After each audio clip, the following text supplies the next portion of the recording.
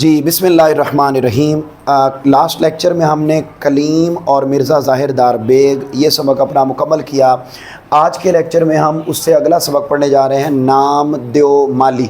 आप जानते ही हैं माली किसे कहते हैं। वो होता है बेटे जो बाग का ख्याल रखता है, उसे हम क्या कहते हैं, माली। बेटे इधर देखो, पहले स्टोरी एक लाइन में सुन लो, फिर हम उसके बाद इसकी रीडिंग करते हैं और हमारा ये सबक आज के लेक्चर में ही मुकम्मल होगा।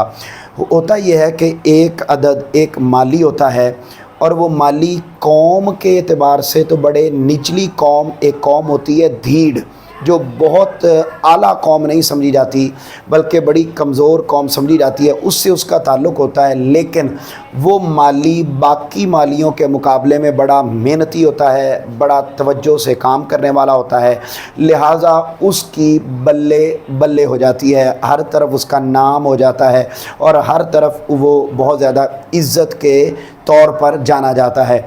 इस पूरे सबक के ज़रिए हमें ये समझाया जाएगा कि अगर हमारा ताल्लुक़ आला कौम से नहीं भी है, लेकिन अगर हम मेहनत करने वाले हैं तो दुनिया मरने के बाद भी उस बंदे को क्या रखती है बेटा, याद रखती है। लिहाजा हमें मेहनत करनी चाहिए। वो एक एग्ज़ाम्पल माली की दी गई है इस सबक में। सबसे पहले तो हम ये जानते हैं कि मौलवी अब्दुल हक जिन्होंने ये सबक लिखा है वो कौन है। अंडरलाइन करें, वो 1870 में पैदा हुए, 1870 में, और 1961 में उन्होंने वफ़ात पाई। उसके बाद अंडरलाइन करेंगे उनकी जाए विलादत।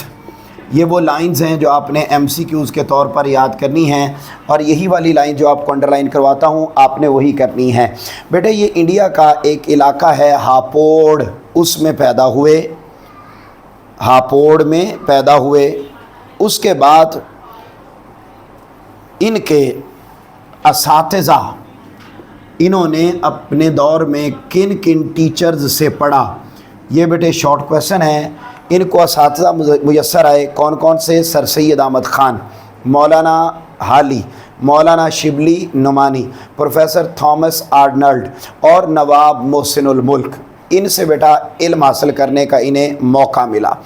उसके बाद बेटे आगे चलते हैं, अगले पैराग्राफ पर आप आ जाएंगे तो वहाँ आप लिखेंगे कि इनका उर्दू ज़ुबान से क्या ताल्लुक़ है।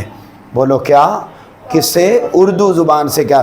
तो ये कहते हैं, आप देखिए, कहते हैं मेरा उठना बैठना, चलना फिरना, सोना जागना, खाना पीना और पढ़ना लिखना, दोस्ती ताल्लुक़ रुपया पैसा, सब कुछ कौन सी ज़ुबान है? उर्दू। ये भी बेटा शॉर्ट क्वेश्चन है कि वो उर्दू से कितनी मोहब्बत करते थे। तो वो कहते हैं जी मेरा उठना बैठना, चलना फिरना, सोना जागना, खाना पीना, दोस्ती ताल्लुक़, सब कुछ कौन सी ज़ुबान? उर्दू। ये उर्दू के साथ इस कदर मोहब्बत करते थे, इसलिए बेटा इन्हें बाबाए उर्दू भी कहा जाता है। बोलो क्या कहा जाता है? बाबाए उर्दू। ये मेरा पुत्र उर्दू की इन्होंने बहुत ज़्यादा खिदमत की है। अब आप आगे चलें तो बिल्कुल आखिरी लाइन पर आ जाएं। इन्होंने अपनी ज़िंदगी में कई लोगों के खाके लिखे। खाके लिखने का मतलब है कई लोगों की लाइफ स्टोरी लिखी, कई लोगों की सवाने उम्री लिखी, कई लोगों के खाके लिखे। और कितने लोगों के लिखे बेटा? 24 हम असरों के खाके लिखे, यानी 24 वो अजीम लोग जो इनके ज़माने में पाए जाते थे, उनकी इन्होंने लाइफ स्टोरी लिखी है। ये वो लाइंस हैं बेटे जो आपने अंडरलाइन करनी है और याद करनी है। मुझे अभी ज़रा बताओ कब पैदा हुए हैं? 18 और वफ़ात कब पाई है? शाबाश। ये पैदा कहाँ हुए हैं? हापोड़ में। कहाँ पैदा हुए हैं? और इनके असातिज़ा में कौन कौन लोग आते हैं? सर सैयद मौलाना शिबली नुमानी, मौलाना हाली, प्रोफेसर थॉमस आर्नल्ड और नवाब मोहसिनुल मुल्क। इनका उर्दू से ताल्लुक़ कैसा है? मेरा उठना बैठना, सोना जागना वगैरह वगैरह वगैरह वगैरह मेरा उर्दू। उसके बाद इन्होंने कितने लोगों के खाके लिखे हैं? 24 अफराद के इन्होंने बेटा ये एक सबक लिखा है द्यो माली। काका पार्टी इधर देखो, ये ना एक मकबरा है इंडिया में। क्या मकबरा इंडिया में है? उस मकबरे में इनको रहने के लिए घर मिला। ایک مقبرہ رابعہ دورانی اس خاتون کا نام ہے، اس کا مقبرہ ہے۔ وہ مقبرہ بیٹے بہت کھلا ہے، اسی مقبرہ میں ان کو رہنے کے لیے گھر ملا۔ انہوں نے اپنے گھر کے سامنے ایک پارک بنوایا، باغ بنوایا۔ وہ باغ بنانے کے لیے عبدالحق کس کو لے آئے؟ نامدیو مالی کو۔ اس نے میرا پتر وہاں کام کیا، تو کیسا کام کیا ذرا دیکھتے ہیں ہم۔ کہتے ہیں یہ جو نامدیو مالی کہتے ہیں جی نامدیو مقبرہ رابعہ دورانی، مقبرہ کہتے ہیں مزار، معنی لکھو جلدی سے ساتھ ساتھ معنی لکھتے جانے ہیں جی میرا پتر۔ مزار رابعہ دورانی یہ خاتون کا نام ہے، اورنگ آباد یہ شہر ہے جہاں پر یہ مقبرہ بنا ہوا ہے۔ اس کے باغ میں نامدیو جو تھا وہ کیا تھا بیٹے؟ مالی تھا، انڈرلائن کر۔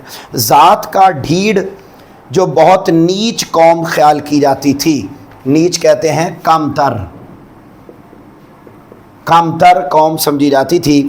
قوموں کا امتیاز مصنوعی ہے، مصنوعی کہتے ہیں خود ساختہ، بناوٹی، اس کی کوئی حیثیت نہیں ہوتی، لیکن لوگوں نے اس کو حیثیت دینا شروع کر دی ہے۔ اصل بیٹے کس کا ہوتا ہے؟ رفتہ رفتہ نسلی ہو گیا ہے، یعنی اب لوگ اس کو اہمیت دیتے ہیں کہ یہ اونچی خاندان سے ہے، یہ نیچے خاندان، حالانکہ اس کی کوئی حیثیت نہیں ہوتی۔ سچائی، نیکی، حسن کسی کی میراث نہیں۔ میراث کا مطلب ہے وراثت۔ یہ جو خوبیاں ہیں سچائی، نیکی، حسن، ضروری نہیں ہے کہ یہ امیروں کے ہاں ہو اور غریبوں کے ہاں نہ ہو۔ یہ بیٹے حسن، نیکی، یہ چیزیں غریبوں کو بھی مل سکتی ہیں اور امیروں کو بھی مل سکتی ہیں۔ کہتے ہیں یہ خوبیاں نیچی ذات والوں میں بھی ایسی ہی ہوتی ہیں جیسی اونچی ذات والوں میں۔ یہاں ایک شعر بھی لکھا ہوا ہے کہ کیس ہو کوہ کن ہو یا حالی۔ کیس کہتے ہیں مجنوں کو، بولو کسے کہتے ہیں؟ مجنوں کو۔ کہتے ہیں کیس ہو کوہ کن ہو یا حالی، عاشقی کچھ کسی کی ذات نہیں۔ جیسے عشق مجنوں کو بھی ہو سکتا ہے، کوہ کن کو بھی ہو سکتا ہے، حالی کو بھی ہو سکتا ہے، جیسے عاشقی کے لیے ضروری نہیں ہے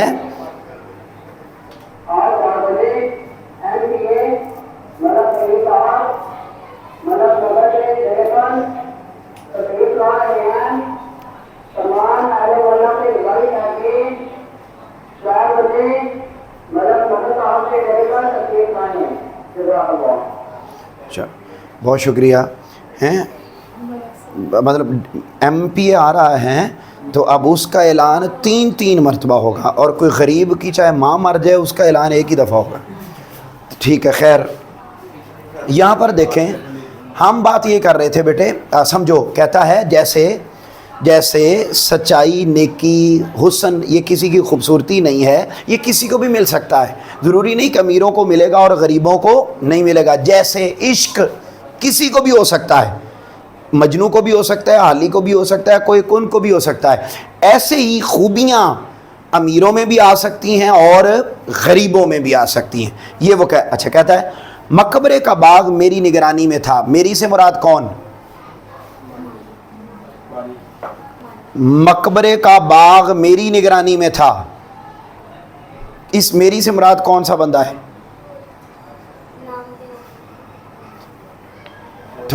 ہاں بھائی یہ سبق کس نے لکھا ہے؟ تو وہ کہے گا نا، ماں نامدیو مالی کیوں کہے گا؟ وہ کہہ رہا ہے مقبرے کا باغ میری نگرانی میں تھا، مطلب مولوی عبدالحق کہہ رہے ہیں کہ اس کا باغ میری نگرانی میں تھا۔ میرے رہنے کا مکان بھی باغ کے احاطے میں ہی تھا۔ کس کا؟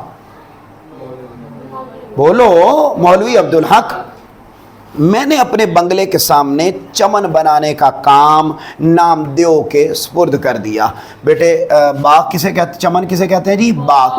اپنے گھر کے سامنے میں نے ایک باغ بنانے کا کام نامدیو مالی کے سپرد کر دیا۔ کون کہہ رہا ہے؟ مولوی عبدالحق کہہ رہا ہے۔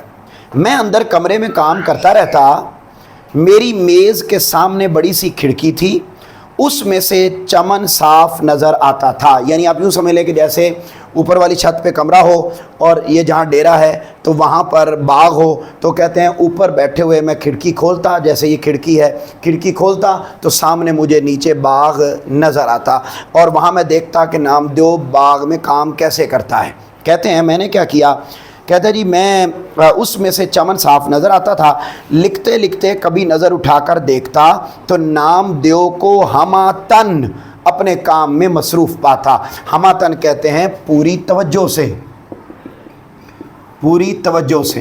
میں دیکھتا کہ جو نامدیو مالی ہے بڑی توجہ کے ساتھ اس باغ میں کام کر رہا ہے۔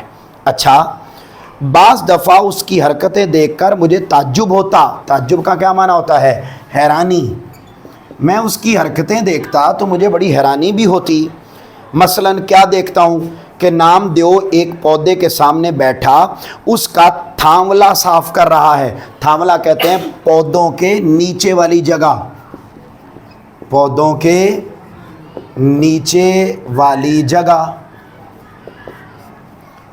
کبھی میں دیکھتا ہوں وہ اس کے تھاملا صاف کر رہا ہے، تھاملا صاف کر کے حوض سے پانی لیا۔ حوض کسے کہتے ہیں؟ تالاب۔ تالاب سے پانی لیا اور آہستہ آہستہ ڈالنا شروع کر دیا۔ پانی ڈال کر ڈول درست کی، ڈول کہتے ہیں کھیت کا کنارہ یا باغ کا کنارہ، اس باغ کے کنارے صاف کیے۔ ہر رخ سے پودے کو مڑ مڑ کر دیکھتا، پھر الٹے پاؤں پیچھے ہٹ کر دیکھنے لگتا۔ دیکھتا جاتا تھا اور مسکراتا اور خوش ہوتا تھا۔ کون؟ کس کو دیکھ کر؟ پودوں کو دیکھ کر خوش ہوتا۔ یہ دیکھ کر مجھے حیرت بھی ہوئی اور خوشی بھی۔ کام اسی وقت ہوتا ہے جب اس میں لذت آنے لگے۔ بے مزہ کام کام نہیں ہوتا بلکہ بیگار ہوتا ہے۔ بیگار کسے کہتے ہیں؟ مجبوری، مصیبت، بوجھ۔ اس کا معنی بوجھ بھی ہوتا ہے، پھر بوجھ ہی ہوتا ہے۔ اصل کام یہ کہ بندہ کام کرے تو اس میں لذت آئے۔ اب یہ جو حرکتیں تھیں نامدیو مالی کی، اس سے کیا لگتا تھا؟ وہ کام کو بوجھ سمجھتا تھا یا لذت لیتا تھا؟ لذت لیتا۔ صرف یہی نہیں بلکہ پھر کیا ہوا؟ اب مجھے اس سے دلچسپی ہونے لگی۔ کس کو دلچسپی ہونے لگی؟ مولوی عبدالحق کو۔ یہاں تک کہ بعض وقت میں اپنا کام چھوڑ کر اسے دیکھا کرتا تھا، مگر اسے خبر نہ ہوتی کہ کوئی مجھے دیکھ رہا ہے یا اس کے آس پاس کیا ہو رہا ہے۔ وہ اپنے کام میں مگن رہتا۔ مگن کا کیا معنی ہے؟ مصروف۔ وہ اپنے کام میں مصروف رہتا۔ کون؟ نامدیو مالی مصروف۔ اس کے کوئی اولاد نہ تھی، وہ اپنے پودوں اور پیڑوں ہی کو اپنی اولاد سمجھتا تھا۔ پیڑ کہتے ہیں درخت، انہیں ہی اپنی اولاد سمجھتا تھا۔ پھر اور اولاد کی طرح ان کی پرورش اور نگہداشت کرتا۔ ان کو سرسبز اور شاداب دیکھ کر ایسا ہی خوش ہوتا جیسے ماں اپنے بچوں کو دیکھ کر خوش ہوتی ہے۔ وہ ایک ایک پودے کے پاس بیٹھتا، ان کو پیار کرتا، جھک جھک کے دیکھتا اور ایسا معلوم ہوتا گویا ان سے چپکے چپکے باتیں کر رہا ہے۔ جیسے جیسے وہ بڑھتے، پھولتے، پھلتے، اس کا دل بھی بڑھتا اور پھولتا اور ان کو توانا اور ٹانٹا دیکھ کر اس کے چہرے پر خوشی کی لہر دوڑ جاتی۔ کنہیں بیٹے توانا دیکھتا؟ پودوں کو۔ کون؟ نامدیو مالی خوش ہوتا۔ کبھی کسی پودے میں اتفاق سے کیڑا لگ جاتا یا روگ پیدا ہو جاتا۔ روگ کا معنی ہے بیماری۔ کبھی روگ لگ جاتا تو اسے بڑا فکر ہوتا، بازار سے دوائیں لاتا، میڈیسن لاتا، باغ کے داروغہ یا مجھ سے کہہ کر منگواتا۔ داروغہ کہتے ہیں نگہبان، یعنی بازار کا جو نگران تھا، کبھی اس کو کہہ کر دوائیاں منگواتا، کبھی مجھے کہتا، مجھے سے مراد، اور میں اسے میڈیسن لا کے دن بھر اسی میں لگا رہتا اور اس پودے کی ایسی سیوا کرتا۔ سیوا کا کیا معنی ہے؟ خدمت۔ اس کی ایسی خدمت کرتا، پودے کی ایسی خدمت کرتا کہ کیا ہوتا؟ شاباش۔ پودے کی ایسی خدمت کرتا، پودے کی ایسی خدمت کرتا جیسے کوئی ہمدرد اور نیک دل ڈاکٹر اپنے عزیز بیمار کی کرتا ہے۔ ہزار جتن کرتا اور اسے بچا لیتا، اور جب تک وہ تندرست نہ ہو جاتا اسے چین نہ آتا۔ کسے؟ نامدیو مالی کو۔ اس کے لگائے ہوئے پودے ہمیشہ پروان چڑھتے اور کبھی کوئی پیڑ ضائع نہیں ہوا تھا۔ بیٹے یہ نامدیو مالی ہے۔ پھر اگلا سنیں، اب چونکہ مسلسل وہ پودوں میں رہتا تھا، کون؟ تو اسے پودوں کی جو جڑی بوٹیاں ہوتی ہیں، روٹس، اس سے اسے پتہ چل گیا تھا کہ اس سے کون کون سی میڈیسن بنتی ہے، لہذا وہ بچوں کے لیے میڈیسن بنایا کرتا، لوگوں کو مفت دیا کرتا، اور دور دراز علاقوں سے لوگ آ کر اس سے میڈیسن لیتے تھے۔ دیکھو ذرا، کہتے باغ میں رہتے رہتے اسے جڑی بوٹیوں کی شناخت ہو گئی تھی۔ انڈر لائن کریں ایم سی کیوز۔ خاص کر بچوں کے علاج میں اسے بڑی مہارت تھی، دور دور سے لوگ اس کے پاس بچوں کے علاج کے لیے آتے تھے، وہ اپنے باغ ہی میں سے جڑی بوٹیاں لا کر بڑی شفقت اور غور سے ان کا علاج کرتا۔ کبھی کبھی دوسرے گاؤں والے بھی اسے علاج کے لیے بلا لے جاتے، بلا تامل چلا جاتا، بغیر کسی رکاوٹ کے۔ بلا تامل کا کیا معنی ہے؟ بغیر کسی رکاوٹ کے چلا جاتا، مفت علاج کرتا، اور کبھی کسی سے کچھ بھی نہیں لیتا تھا۔ وہ خود بھی بہت صاف ستھرا رہتا تھا، اور ایسا ہی اپنے چمن کو بھی صاف رکھتا۔ کون؟ اس قدر پاک صاف جیسے رسوئی کا چوکا، جیسے کھانا بنانے والا برتن، چولہا، اس طرح بالکل صاف ستھرا رکھتا۔ کیا مجال جو کہیں گھاس پھوس یا کنکر پتھر پڑا رہے، روشیں باقاعدہ، تھاملے درست۔ کیا مطلب ہے تھاملہ؟ ابھی لکھوایا معنی میں نے۔ تھاملہ کسے کہتے ہیں؟ پودے کے نیچے والی جگہ۔